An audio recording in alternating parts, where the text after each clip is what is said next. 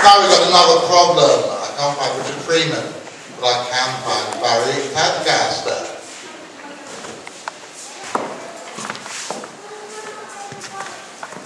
I liked that last story because it involved chinking.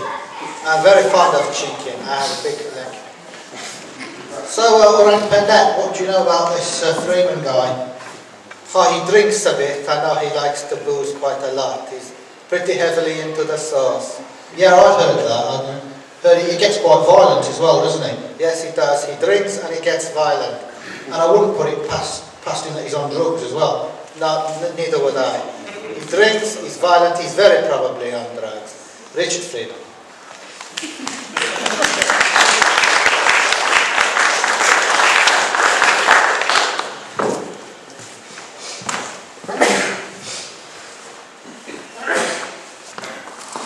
We all set up to go, Dave? Yep. Okay, so set the first picture up.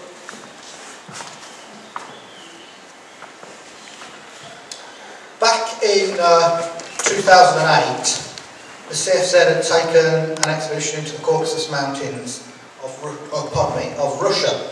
That's cucumber, but at least it means I won't get attacked by a camel. The Caucasus Mountains of Russia, on the track of the Almasty, and the team got on together so well, we decided to keep that same team for the following year's expedition. And my old friend Adam Davis is probably the only guy I know who's got more cryptozoological expeditions under his belt than I have. Wanted to do a return to Sumatra. Adam has been there, I think, four times. Myself, I've been there 2 times before with John Hare and Chris Clark. So we got our team together, myself, Dr. Chris Clark, Dave Archer, and Adam Davis. Can we have the next picture? There we go. That's on the short family group. We had decided to split the expedition into 2 legs. In the first leg, we were going to talk to the Kubu people, or the Orang Rimpa. The last time we were in Sumatra, we had managed to talk to a Kubu chief called Nyland. And the Kubu are the original inhabitants of Sumatra. They're the aboriginals of Sumatra. If you don't know where Sumatra is, it's a large elongate island in Indonesia. It's just to the south of the Malayan Peninsula, and it's about the size of Britain. Most of the modern Sumatrans came from Malaya. The Kubu people were there long before them. They're much taller and much more almost aboriginal looking. They have very curly hair, and until relatively recently they lived completely in the forest as nomads. Nowadays they've adopted some Western trappings, and for some of the time at least live in houses, but they do spend extended times in the forest. So if anyone's going to know about Orang Pendek, it will be them. And when we talked to Nyland on the previous expedition, he had said that he and his hunters had observed an Orang Pendek, and they'd hidden up a tree as the animal came into a clearing and was looking around as if it could smell them but couldn't see them. So we thought we would spend the first part of the journey at least talking to the Kubu people. Can we have the next one please then? I should, if you're not familiar with... Is anybody not familiar with Orang Pendek? Everyone's familiar, you know what we're looking for then? Good. We got to Sumatra, we met up with our old friend Sahar, who had been our guide 2 times before, and his brother John, and a guy called Dali, who was our fixer over there, and another guy called Donny, who then those 4 were the main guides. And our first port of call was a town called Bangko. Now I've been to Bangko before, and it's a very strange place. It's a sort of the Indonesian equivalent of Nuneaton, in that it's quite big, but it has absolutely nothing going for it. I come from Nuneaton originally, and so does Mary Whitehouse and Larry Grayson, so you get sort of an idea of what it's like. Banco is one of those places, very big, but there's nothing there. The first time we were there, the only fun thing we could find to do, or interesting thing we could find to do, was have a meal in a restaurant shaped like a train. And I remember at the time thinking, I bet there's nobody else in the world doing what we're doing now. We're having a meal in a restaurant shaped like a train, just before going out to look for a mystery ape. There was another place in Bangkok we were told about that was a local tourist attraction, and it turned out to be a hill covered with rubbish that had a few goats on it. At the top there was some sort of building that had plastic windows that were crudely imitating stained glass, and that was the main attraction at Bangkok. But thankfully we didn't stop in Bangkok long. We went out onto the outskirts of the town to a ranger's hut. Now, the Kubu people, that's a Kubu there. You can see he's quite long-legged, he's quite tall. If he's standing up, he'd be taller than me. Most Sumatrans are little wee guys. But the Kubu are much taller and wirier. And there are only a couple of thousand of them left. So the Indonesian government's a bit twitchy about letting foreigners go into their territory and speak to them. And unfortunately, the park ranger wasn't there. And in a way, it sounds terrible. It makes them sound like animals, endangered animals, that you're not allowed to go and see them without the park ranger. But the park ranger wasn't there, so we couldn't go and stop with them, which was our original plan. But we could go into the forest and talk to them. So we had a bit of a trek into the forest, and we'd arranged to, beforehand through the fixer, Dali, to look for witnesses. And this man came forward. He didn't want to give his name, but he said about 2 years previously he'd been walking through the forest at a village that has the wonderful name of Anuli Pai, which is about 24 kilometres away from Bangkok. And he said he saw this powerfully built upright ape, about 4 feet tall, covered in black hair. Its face was shaped like a macaque monkey, but it wasn't a monkey. It was walking on its hind legs like a man, and it never once fell down and moved on all fours. As soon as it saw him, it froze, then turned and walked away, which is usually what the orang pendek does. It sees someone, it'll disappear back into the forest as fast as it can. Can we have the next slide, please? Now that gentleman there, his name was Tarib. Now, I was talking to you before about the chief called Nyland when we met the last time we were in Sumatra. Well, there are meant to be 12 chiefs of the Kubu, but the chief of the chiefs, the supreme lord of all the Kubu, if you like, is this little unassuming man there.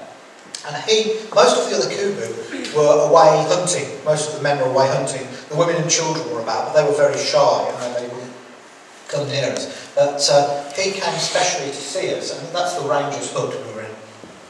He came specially to see us to talk about a sighting he had had 5 years previously. He'd been walking through the forest when he'd come across an orang pendek, and he thinks he surprised it. He saw it before it saw him and surprised him. He said once again it was around 4 feet tall, with dark hair, but it had some grey in it. Dark skin and a very monkey-like face. Once again, it's described as being almost like a macaque's face. When it saw him, it reared up and held its arms above its head and made a sort of hissing sound and attacked him. This is the only time I've heard of an orang pendek being really aggressive. There are stories of them hurling sticks when they feel threatened as crude weapons. This is the only account I've ever heard of personally of an orang pendek going for someone.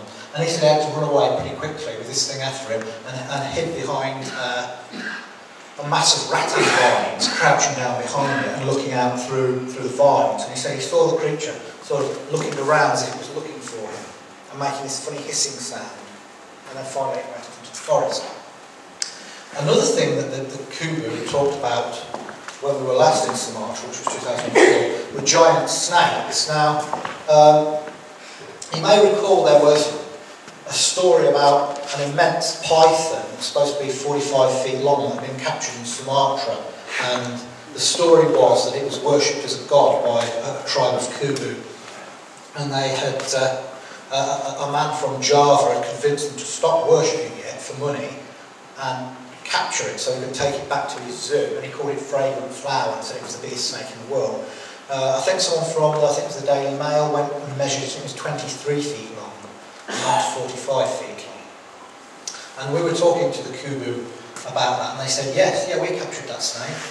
Yeah, we don't worship it, it's just another animal.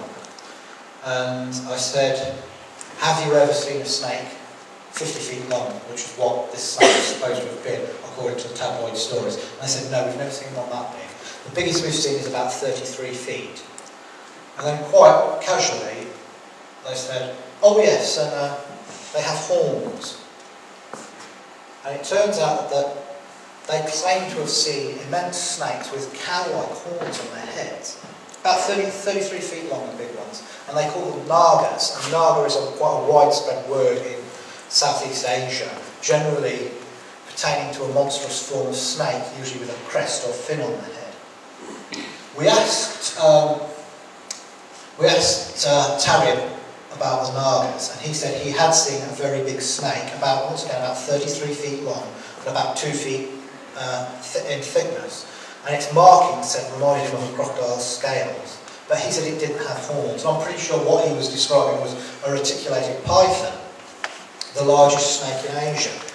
And Dali said he had also heard stories of a very, very big python that had a lair in a cave behind a waterfall. But unfortunately, it was too far away for us to go and investigate. Can we have the next slide, please?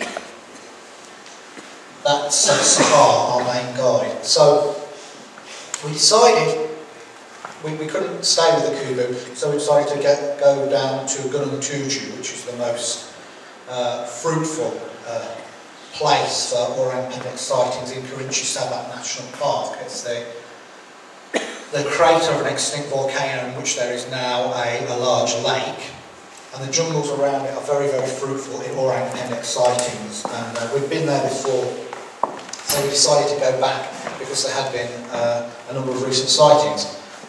We caught a bus there, a minibus. Now we thought that Dali, our fixer, had rented us a bus just for our expedition, but he hadn't. He had just got us onto any old bus, and we didn't realise that. And then every so often it was stopping, and more people were getting on, and it was stopping, and more people were getting on. And this is just a minibus. In the end, there were 16 people in this minibus, and they were all crushed up like some hideous human game of Tetris.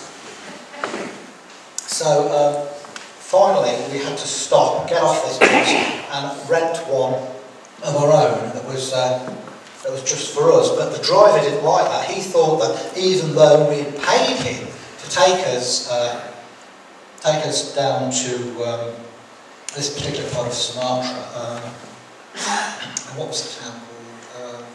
Not Padang. Where's the other way? Can you remember, Chris? What's this place called? Not Padang, the other city we stay in. Sungai Penai, that's it, Sungai Penai, yes. Sungai Penai, yeah. Because from Sungai Penai you then go down into the national park. Getting anywhere in Sumatra takes a hell of a long time. And like I say, this guy, we paid him for this bus, but he thought even though we paid it for it privately, he could still stop and pick people up and get extra money, and he really didn't like it when we said that he couldn't, so he had a strop on all the way there, which worked pretty well in our favour because he drove way too fast and got us there much faster than we would have done otherwise. Can we have the next slide, please? That's Adam Davis there, it's on the right, and Dave Archer on the left. Adam looks exhausted there. We're stopping there in Sahar's village, which is just outside of Gunung Tujuh, just in the foothills. He generally puts us up before we go off into the wilderness. And the next one, please. Gunung Tujuh is a great climb to get up to it, which is the lip of this extinct volcano. I remember the first time I was there, I thought I was going to die getting up there. It was unbelievable. It was the most physically taxing thing I'd ever done, and I thought I was going to get a heart attack halfway up. So I wasn't looking forward to doing it again, but for this time it wasn't so bad. Maybe I'm fitter or something, but it wasn't nearly so bad as it was the first time. And then you come down the lip of this great crater, swathed in steaming cloud forest, to the bottom here, and there's Chris, Adam Davis and Dave again. Next one, please. That's a great shot of the lake. It really is a beautiful and sort of eerie place. It's very cool as well.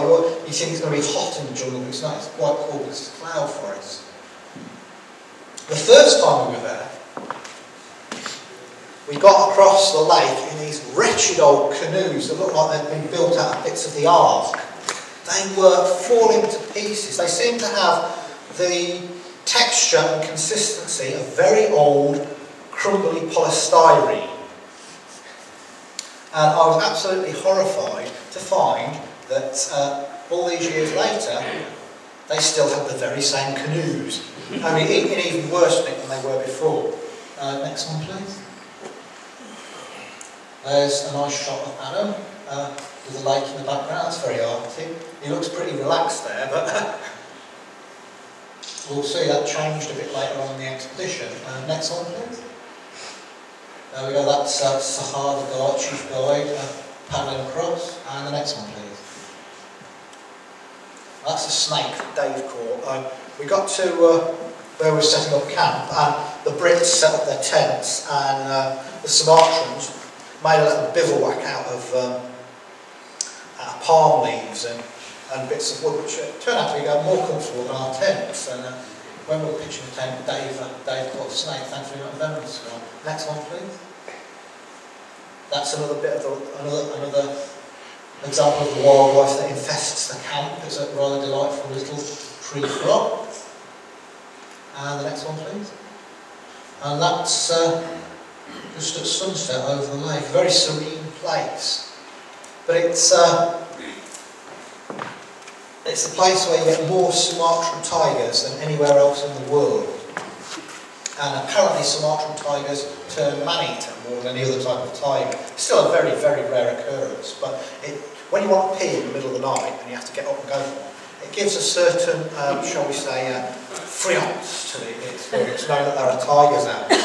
And indeed, a bit later in the expedition, Adam found fresh tiger tracks only a few hundred yards from the camp, so they were out there. We've never seen hide nor hair of one, except for the tracks, but they're certainly out there. The lake itself is biologically impoverished. It's far too cool and too high for crocodiles. There's one species of fish and one species of freshwater crab. There are otters around, but you very rarely see them. Sumatran cuisine is the worst I've ever tasted. I don't like spicy food at all. I absolutely love anything spicy. Sumatran food is just either overcooked or slathered in curry. And the first time we were there, all we had to eat was boiled rice and curry. So I survived on virtually nothing. I survived on a handful of boiled rice and water. And the second time we went, we brought such delicacies as pot noodles with us that, believe you me, next to Sumatran food is like something knocked up by Egon Rone. When we got up to the lake the first time we were there, we heard that the fishermen there catch these little fish and they cook them and eat them. So we thought, oh great, we'll have something a bit different. And there was an old legend that the fish used to be poisonous, but a shaman came into the area, cast a magic spell, and made all the fish edible. But he did a really, really crap job because they taste foul. They're so bitter. Funnily enough, this time around they didn't taste quite as bad as they did the first time, but they're not terribly nice. Dave Archer loved them. He had bowls full of them. Now, something we found out about Dave over there is that he will eat anything, no matter how foul and repulsive. And in fact, it seems the more foul and repulsive, the better he liked it. We'd stop at roadside cafes, which are the Sumatran equivalent of trucker cafes. And they had all manner of wretched stuff that he'd eat. Dried cow skin. There's somewhere that was had a snake a whole ungutted snake that had just been chucked in a fryer. He was going to go for that, but someone beat him to it. Anyway, I digress. Dave liked the fish. Can we have the next? Doesn't that make him a nice person? He's a perfectly nice person. He just has an odd taste in food, like he will eat anything. If you gave him an unjugged pickled rat, he'd probably have to go at it. We've got some specimens in formaldehyde up at CFZ, and I always half expect to find Dave trying to jimmy open the lids of them and fry them up. Anyway, that's the guys doing their little bivouac on the edge of the lake. The next one, please. Right. We decided to split up into two teams. We brought with us conventional cameras, movie cameras, and also camera traps. And David used these in Russia the year before. We set them up around mountains and in forests and around an old farmhouse that was supposed to have had an almanac hanging around it. But all we got was moving vegetation. But we thought we'd have a go here. So we split them into two teams. Dave and Adam there went up to sort of more sort of elevated areas, where Chris and I went to the lower areas nearer the lake, and they were just setting up the camera trap, motion sensitive, anything goes by it, and takes a photograph. You have the next one, please? That's the fat going into the tree. And the next one, please. There we are in the jungle again. And the next one, please. There. Now, whilst Adam and Dave were setting up the camera traps, Chris and I were laying out some of these things. We call them sticky traps. I've not heard of them before, and Chris had found them, and he'd got this great idea that we could use them for trying to get orang pendek hair. Basically what they are, they have glue on them, and you peel the paper back, and it reveals this ultra sticky surface. Anything goes by it will adhere to it. And it's actually a pest control thing for catching rats and mice and stuff. But we thought if an orang pendek had to blunder by, it would leave a goodly sized clump of hair there. So we set up several of these and put a bit of fruit around to see if it would attract it. Funny thing about those is they smell just like Nutella. You know that chocolate nut smell? You know the chocolate nut spread, and they've got a certain smell to it. It smells exactly the same. And when you've been eating Sumatran cuisine for a bit, you're sort of tempted to try and take a bite out of it. But we never did. Next one, please, then. When Chris and I were putting these out, we came across some orang pendek tracks. Now, I've seen these before, and they're instantly recognisable. Narrow heel, broad at the front, obviously something moving on two legs. But this was in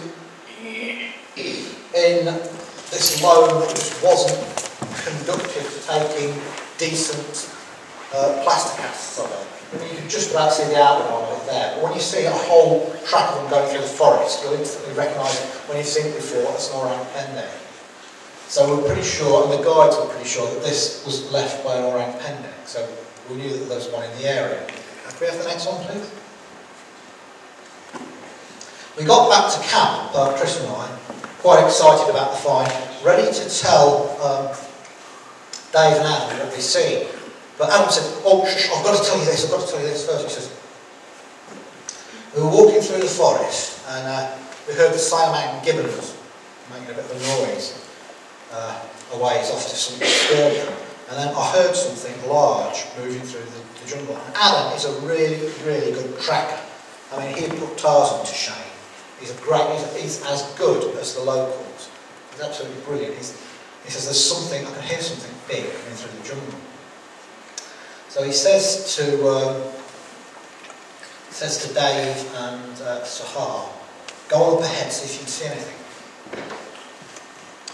So they ran ahead. Sahar saw something in a tree 100 feet away. And Dave couldn't see it at first, so he got out a laser pointer and pointed to it, and then Dave saw it. About 100 feet away from them, squatting in a tree, was an ape the size of a full-grown chimpanzee. Now Dave said that it was very dark brown and had sort of a darker line down the back. The shape of its head and its fur reminded him of a mountain gorilla, which sort of makes sense because the mountain gorillas live in a similar high altitude, cool, damp forest. It was holding onto a tree, so he didn't get a good look at the hands and the feet. He did get a good look at the face because the face was pressed up against the tree. You could see the eye and part of the jaw. He was trying to get a photo of it, but there were plants in the way, so he thought he would try and get to a better vantage point, which was a fatal mistake. Because when he moved, Sahar said the creature climbed down and walked away on its hind legs. Apparently, Sahar sat and wept for 14 minutes because he hadn't caught the thing on camera. And it's the first time he'd ever seen the orang pendek. He'd been going up there for years and years and years. He was fascinated in it and he'd never seen it before. Now the first thing I said to Dave is, when you get back to Britain, every single skeptic will be on your back because you didn't get a photo. So get ready for that. And they were. More of that later. Can we have the next? Oh, hang on. Those are the sketches. The ones on the left there, I tried to do following Dave's instructions, and Dave did the one there on the right. Can we have the next? That's us back at the camp on the very night after that happened. The next one, please. Well, that's Dave eating one of those ghastly fish. And the next one, please. That's leech bites. You get covered in leeches in the jungle. One year we have jolly dear memories we'll take to our graves of John Hare, Chris Clark and myself all around a campfire one night where we picked between us we picked 100 leeches off our legs and we were counting. But we were in really high spirits because we'd had a sighting. We'd been there all these times before, no one had seen it. We'd heard it before, we'd found tracks, but now we'd actually found the creature, someone had seen it. So we were on a real high. Next slide, please. Oh, we've had that one before, how weird. Sorry, carry on. Next day we went back to check the traps. There was nothing at all on the sticky traps except for a few insects, and nothing of interest on the camera traps either except for vegetation moving about. Next one, please. That plant there has been pointed out to us several times as one that the orang pendek likes to eat, and it grows in abundance around Gunung Tujuh. It tastes very like a sort of sweet onion. If you like a very sweet onion, and that's one of the plants that the orang pendek likes to eat. Another big rattan vine, when it's green, it will rip it open and eat the pith from it. And a number of witnesses have said they've seen the orang pendek walking along and grabbing at things and eating them while it's on the move, almost like a person grabbing things off shelves in a supermarket. So you can imagine the animal going through its environment, and as it goes it sees edible stuff and it eats it on the go, as it were. Next one, please, Dave. There. Now that's one of the traps we found. Now, I've worked with all the great apes. I used to be a zookeeper, and I've worked with orangutans, gorillas and chimpanzees, and I have seen their footprints in all kinds of mediums. I have seen them in mud, I've seen them in dust, I've seen them in sawdust, I've seen them in snow, I've seen them in all sorts of things, and I know what an ape's tracks look like. That is not the track of any known ape. The heel is far more human-like than an ape. Most apes' feet, gorillas and chimpanzees have feet that are shaped very like hands, with a very short, rounded heel and a big toe that looks like a thumb. The orangutan, when it comes down, it's mainly arboreal, but when it comes down to the forest floor, it will walk on the corners of its feet, sort of like that, because its heels are twisted round so it can grab the tree trunk with its grasping toes. So orangutans sort of walk like that. and they will leave very narrow footprints. This thing has a very human-like heel, then a much broader front part, a well-separated big toe, but the big toe is obviously not as prehensile because this is a terrestrial ape. It can climb very well, but it lives mainly on the forest floor. Next one, please. That's another shot. You can see the wide front part and a very human-like heel. And the next one, please.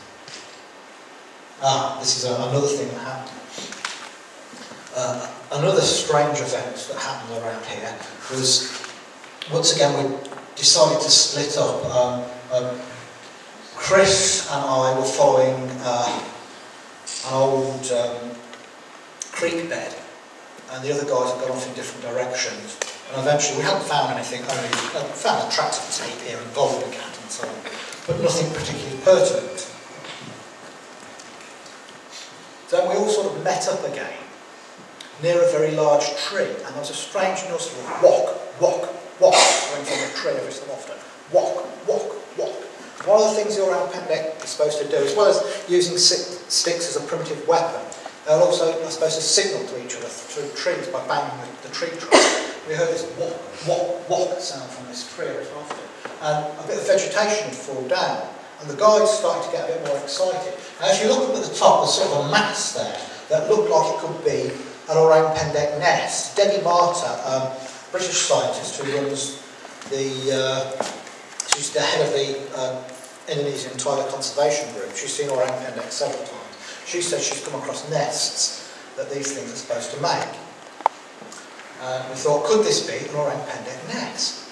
And we got more and more excited because every so often we hear a walk, walk sound. A bit of vegetation will come down. So we surrounded the entire tree, and we were training our cameras up, and I was expecting at any minute to see something move around in the tree. And time started to go on, and then something dawned on me, because the wind had got up, and this walk, walk sound, every time the wind got up, we had this walk, walk sound.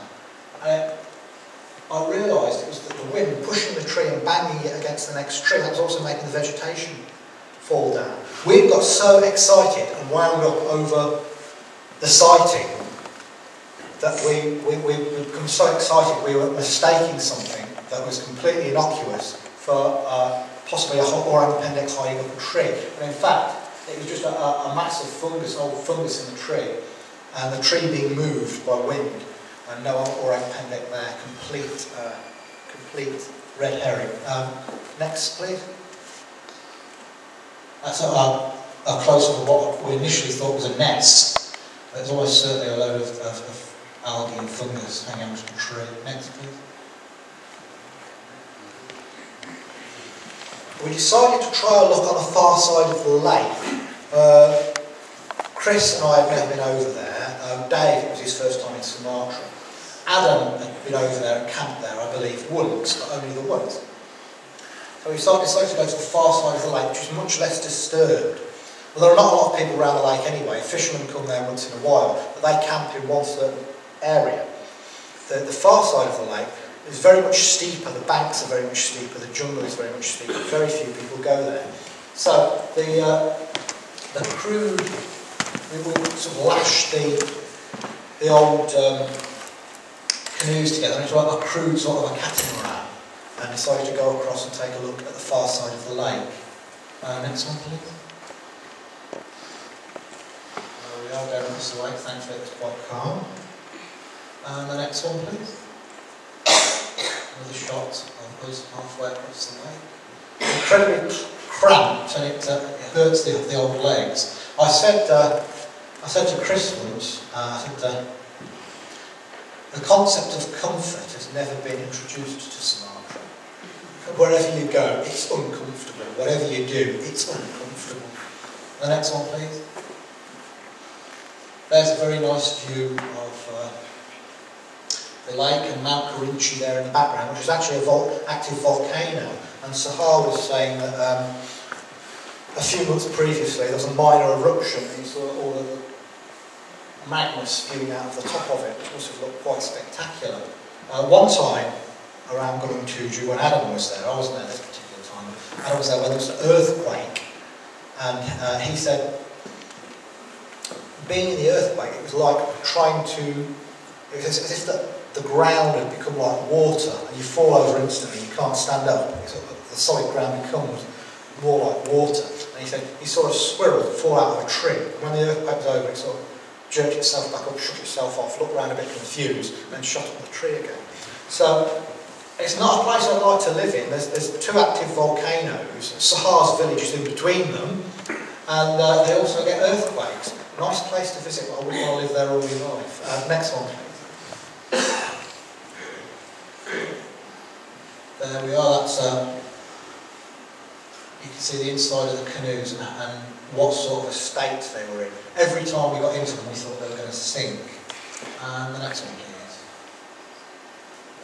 Right. We were maybe 10 minutes into our trek through the jungle on the far side of the lake. The guides missed this completely. Adam suddenly stopped and said, "Look there, orang pendek print." And you see the toe, narrow heel, broad front toes. They were very, very clear. Unfortunately, the place was so damp, the damp had got into the plaster of Paris and rendered it unusable. So we couldn't cast it, which was really frustrating. Also, the damp was getting into our cameras, particularly the movie cameras, and sapping the power out of the batteries. Now, if I had been with Dave and Adam and Sahar, the time they saw the orang pendek, I had a camera with a movie camera with a great zoom on it, and I think I could have zoomed right in and got the damn thing. But them's at the brakes, I was in the wrong place, they were in the right place. But the cameras, after a while, were rendered pretty useless by the damp as well. But these were very clear tracks, and they were about 6-7 inches long, and completely unlike any other species of ape, and certainly not made by a sun bear or a tiger. Sun bears show these great, long, sharp claws on them. Tigers have the rounded pug marks, totally dissimilar.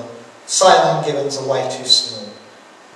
People try and explain orang pendek away as an old Siamang gibbon that's come down to live on the forest floor. Well, I've kept gibbons, including Siamangs, and when they move along the forest floor, they very, very rarely come down anyway, but when they do, which is usually in times of drought, they have a very distinctive way of moving, and a very silly one as well. They sort of go like this.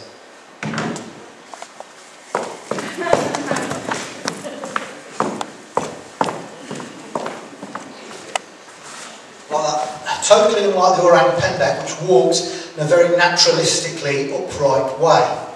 The kudu guy said he saw one raise its arms up, but it wasn't like a gibbon raising its arms up, it was raising its arms up in aggression. Some bears, they'll stand on their hind legs as a threat. They don't move on their hind legs for any length of time, and they look completely dissimilar. So there's nothing else the orang pendek can be. You don't get orangutans in that area. The Sumatran orangutan only comes from the north of Sumatra. You do get black orangutans occasionally, it's very, very rare, but once again they're arboreal, they hardly ever come down to the forest floor. Can we have the next picture, please? There, that's one where we've put some arrows on so you can see the print a bit clearer. And the next one, please. There's a reconstruction of Mark North, in fact. Give him a wave, Mark, he's here in the front row, of what the orang pendek may look like. Some people, not everyone, but some witnesses say it has this long mane of hair at the back that hangs down off its head. I saw a great reconstruction of one on one website once where the artist had just been told it looks like an ape with long hair, and he just painted a chimpanzee and put a sort of a blonde wig on it. But they had this, some of them say they have this mane of hair. It's generally described as being either black, honey-coloured, or dark brown. Black is the commonest colour. Some people say it's sort of yellowish, which may be another reference to the honey colour. And the next one, please. That's the last one. Oh, that's the last one. Okay, but I can talk now without unfettered at worrying what picture's behind me. So, we were pretty pleased with how the expedition had gone, gutted that we didn't get a photograph. So, we came down again from Guntuju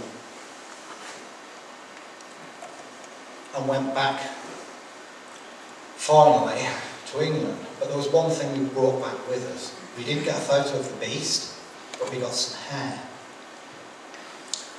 When we'd taken the pictures on the far side of the lake,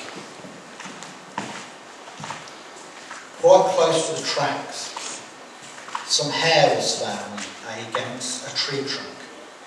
And we very carefully got this, put it into specimen bags and brought it back home with us. There was supposed to be a picture of us doing this, but I think it got lost somewhere. I think when that picture got repeated, something went wrong with me and machines, we don't get on. But we found this hair, brought it back. Adam sent some of it to Dr. Scott de Sautel from New York University, who failed to get any DNA out of it. Didn't know what it was, couldn't say. Hasn't got any DNA out of it. I sent some to Lars, who's been looking at it, and maybe he'd like to say a few words about his preliminary findings.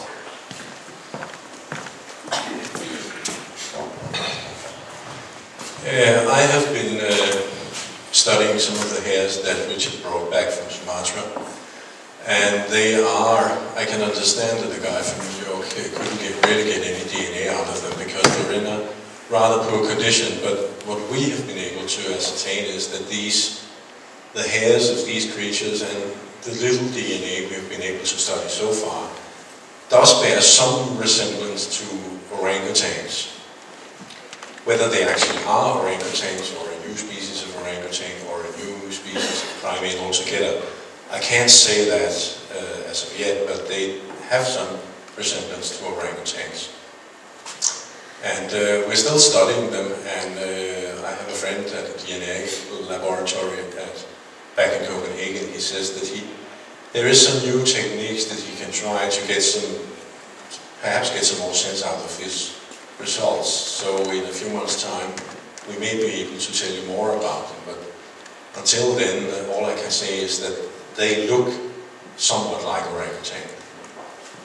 Thanks, Lars. Now, this is very, very significant because the main theory about what the orangutan neck is that it's an undiscovered species of upright walking ape that is very closely related to the orangutans. If not a subspecies, well, it wouldn't be a subspecies, but it would be an individual species. But it would share this, almost certainly share the same ancestry as the orangutans, be very, very closely related.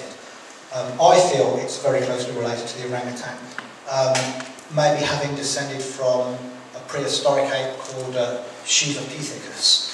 On mainland Asia, in Malaya, there are sightings of things very similar to the orang pendek, which they call batutut. There are very similar sightings on Borneo. In the Himalayan mountains, the Temla, or the smallest of the three kinds of yeti, is described as looking very similar to the orang pendek. I'm not saying that all these things are the same creature, but they may be closely related. So it seems that in Sumatra, the evidence for a new species of upright walking ape is looking better and better all the time. I don't want to count my chickens before they've hatched, but it's a great piece of news. And apart from the thylacine, this is the cryptid I think is most likely to exist. If it is proven to exist, which is a big if, I would like to go on record as saying that I recommend the scientific name of Pongo martyri for the orang pendek, in honour of Debbie Martyr, who's done more research in this area than anybody else. But once again, we've got fingers crossed, bated breath. We have been here before. There's more disappointments in cryptozoology than anything else, but it's looking good at the moment. You've got to be careful when you're a scientist. You can't get too excited. And as Lars said, there's more tests to be done, but it's looking good. Now, what I'd like to do now is get Dave Archer and Chris Clark up on stage with me, because they came along and Dave himself saw the beast, Chris and I didn't, but if you've got any questions, you can fire away to all three of us. Do you want to join us, guys?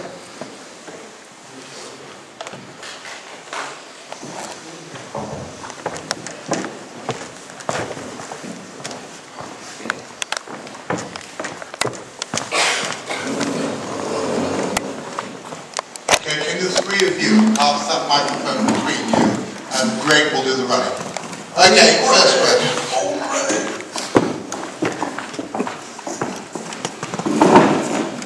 Can Lars just say that this hair samples are definitely not orangutan? Can I what? Okay, Lars, in fact, you want to come and join up on the stage as well, mate?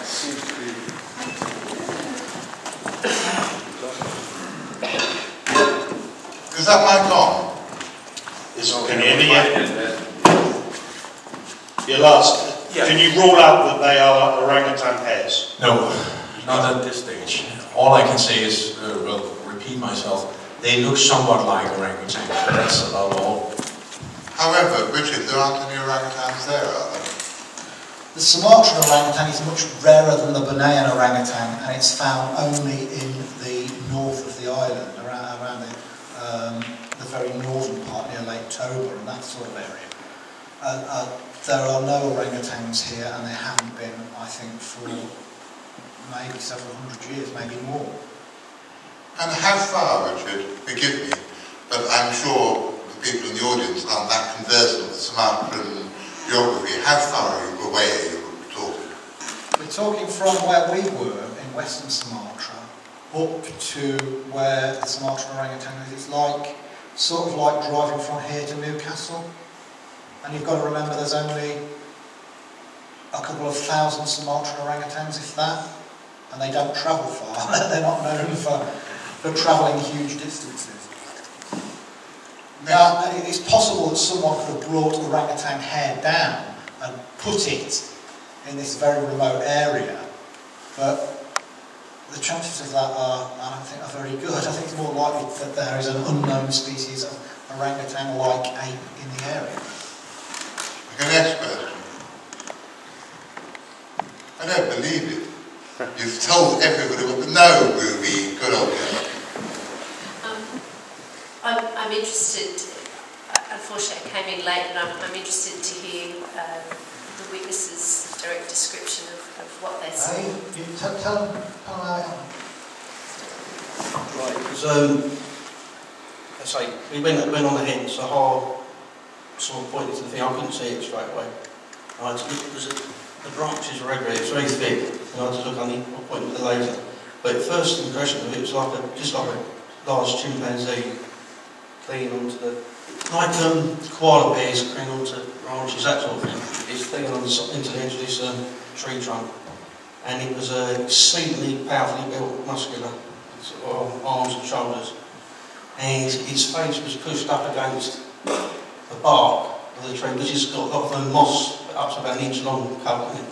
So it was awkward to say what his true face was like, but it looked from the side view and quite a high forehead, which I thought would be more sloping back. It did have a reasonably high forehead, and you had you could see a bit of the eyebrows, and then the hair went straight back, and it went into a point at the back between the spine and the back. But it was very dark, sort of, so chimpanzee colour, really. Next question. Dan. The first contact with chimpanzees, I believe, was made by putting out bait for them, consistently putting out fruit until the chimpanzees get used to the idea of free lunch over here. Then the researcher sort of walks somewhere near, gets them used to the idea of human beings. Has that been tried with orang pendek yet? That's exactly what we want to do on a future expedition. There seems to be two areas where orang pendeks are seen a lot. One of them is the jungles around Gunung Tuju, the deep forest. Others are in a semi-cultivated area, which the locals call the garden, where they grow crops. And there's a lot of palm trees around. It's not like thick jungle. And it seems that some specimens have associated this area with food, and they're approaching human habitation occasionally. Something we want to do for maybe a future expedition is, not in the deep jungle, but in the garden, set up baiting and for several months before we go, have people put fruit out there, and we get out there, put up some hides, leave the fruit out, see if anything happens. That's another possible thing to do for the future. Richard Ingram, sorry. On the tree where the animal was seen, were there any traces of any kind left behind? Hair? Yes, there was. Do you want to come to Dave? Well, where it was seen, we only found one hair from that part. I'm not sure where it went. Someone to America, didn't it? Someone to... We found more from the second one. Yeah, the second one. There's a lot more there. But there was he pulled down, when he come down to the ground, he pulled a lump of the moss off the tree, sort of thing, where he was holding. That's the only sort of evidence of what we saw of it then. But we did have a good search, didn't we, really? We worked out the size as well. We worked out the size from where it was sitting on this stump, and it was a substantial beast. The upper part of its body was very big and chunky. Lisa? I'm just wondering whether if you're aware of any bearing on the movements of the orangutan concerning deforestation and their potential movement and possible relocation into deeper and more remote areas. As Laura said, he can't rule out conclusively that they're not. Yeah, the thing about that is that between Kerinci Stabbank National Park and where the orangs are, there's like a wilderness with virtually no forest in it. It's like cultivated areas and built-up areas. So they would have to transverse this down on the floor, and I think they'd be seen more often. I've never been in forests where there's orangs, Richard, but I have been in forests where there's gibbons, and you know you can hear them. Do orangutans make a noise? Orangutans make a number of vocalisations, and they also, when they're moving through the tree tops, they shake the branches in a certain way, and it's thought that each individual orangutan has its own signature way of shaking the branches. Orang pendek moves very silently. It moves like a ghost through the forest, and it can freeze and blend into the forest background. Debbie Marta thinks it freezes and imitates a tree stump, and also they can climb and go straight up into the trees. The vocalisations I've heard of the orang pendek, or what Sahar said is the orang pendek, sort of go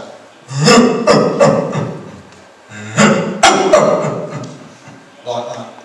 If you'd been in an area, Richard, where there had been orangutans of the species that we know about, would you have known because you'd have heard them? That's what I meant. You know if you're they are solitary animals. They can be quite hard to find, so not necessarily, no. Next question. Anybody else? Oh, guys. Do you want to say anything, Chris? No, I was ruling out that I've been trying imitating some of the orang pendek calls, but nobody responded.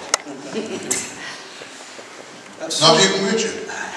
At some point we want to go back, and I think the way to find it is staying in the area for a long period. 2 or 3 weeks isn't really enough unless you're really, really lucky. We were really, really lucky that someone on the exhibition got a glimpse of one of these things. To find it and to film it, can take an awful long time. I remember the first time they were trying to film snow leopards. It took them 3 years before they got filmed with snow leopard, but I think you need 2 to 3 months in the area looking for this creature at least. Sahara had been going up there for years and years and years. It was the first time he'd seen it. He'd found the tracks before he'd heard the noise.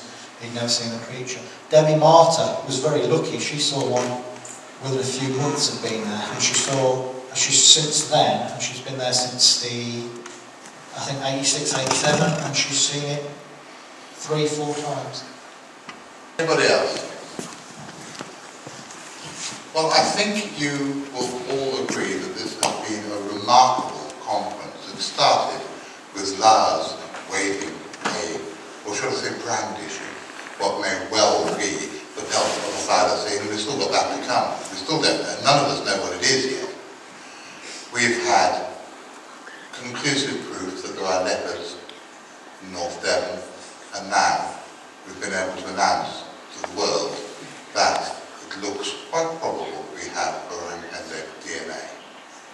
Richard Freeman, Dave Archer, Chris Clark and Lars Thomas, you don't know how goddamn proud of you I am. Thank which is very... Let's not forget Adam, who's not here today. I forgot Adam! Adam couldn't make it today, unfortunately, and he was the one that planned the expedition. It was his baby, and we were invited along. So, Adam, when you watch the YouTube video, I do apologise. So, you know, we can't do thanks without thanking Adam, who's a great organiser and a brilliant tracker and a smashing guy. Thank you very much.